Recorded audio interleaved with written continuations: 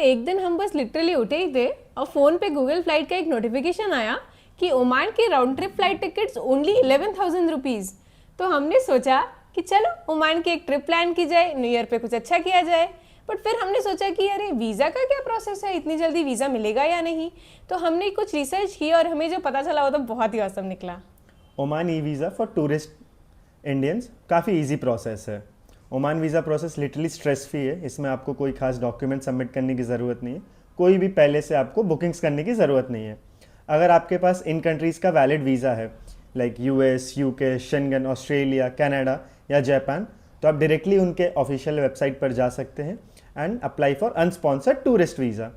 Indians के लिए Oman का वीज़े के बहुत सारे ऑप्शंस हैं like work visa, student visa, tourist visa and etcetera.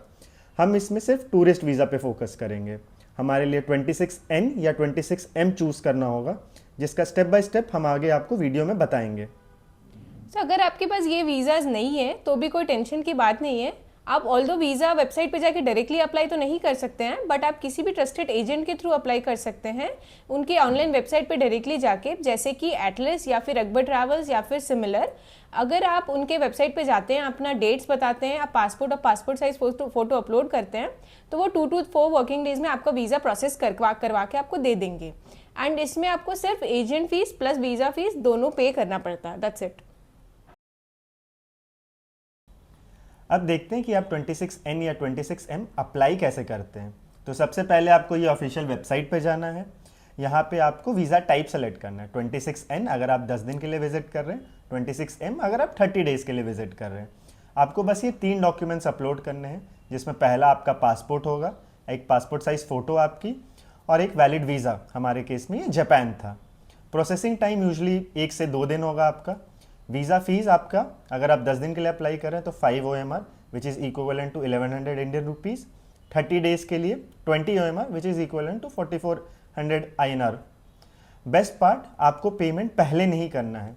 इसमें होता क्या है कि जैसे ही आपने ये वीज़ा अप्लाई किया तो 1 दिन या 2 दिन में आपको ईमेल पे आप एक नोटिफिकेशन आएगा कि आपका वीज़ा अप्रूव हुआ है या नहीं हुआ। अगर आपका वीज़ा अप्रूव हो गया है तो उन्होंने आपको एक पेमेंट की लिंक देते हैं।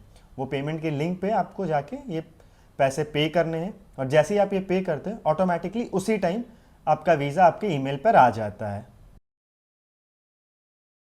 तो डिस्क्रिप्शन पे दिए हुए लिंक को क्लिक करने पे आप ओमान के ऑफिशियल वेबसाइट पर जाके ई वीज़ा के लिए अप्लाई कर सकते हैं।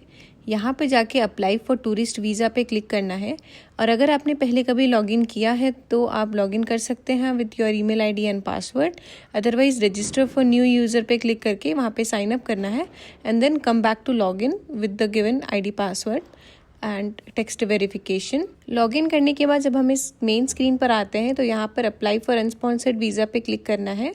देन यहाँ पे वीज़ा अप्लाई करने से पहले सबसे पहले ये जानते हैं कि आपको वीज़ा टाइप कैसे पता करना है। यहाँ पे आप नो योर वीज़ा टाइप पे पहला टैब पे क्लिक करेंगे तो, और अनस्पॉन्सर्ड वीज़ा या स्पॉन्सर्ड वीज़ा जो भी आपके ऊपर एप्लीकेबल है वो सिलेक्ट करके व्यू करेंगे तो ये पेज आपको पूरी डिटेल्स दिखाएगा कि आप कौन कौन से टाइप ऑफ वीज़ा अप्लाई कर सकते हैं and based on your requirement आपके लिए कौन सा नंबर एलिजिबल रहेगा।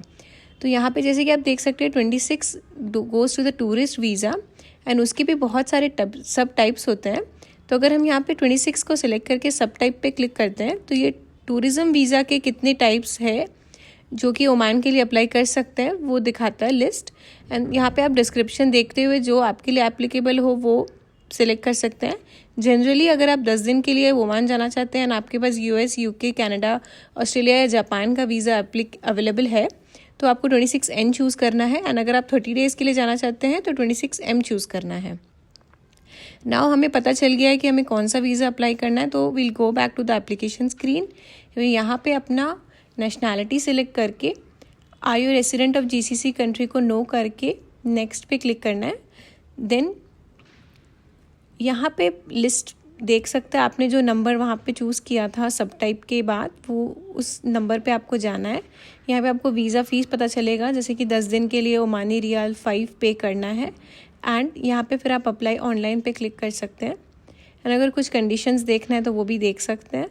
देन ओके करते हुए एप्लीकेशन स्क्रीन आएगा for 26N।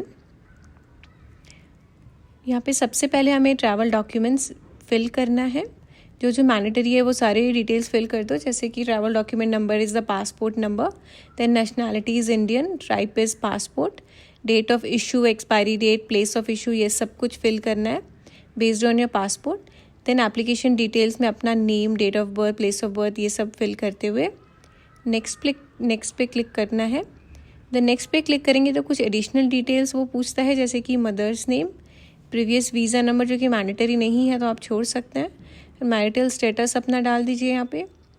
Then other details में आपको if you are a holder of any other nationality तो उसका प्रूफ देना है कि कौन से नेशनैलिटी पे है, बट वो भी मैंडेटरी नहीं है।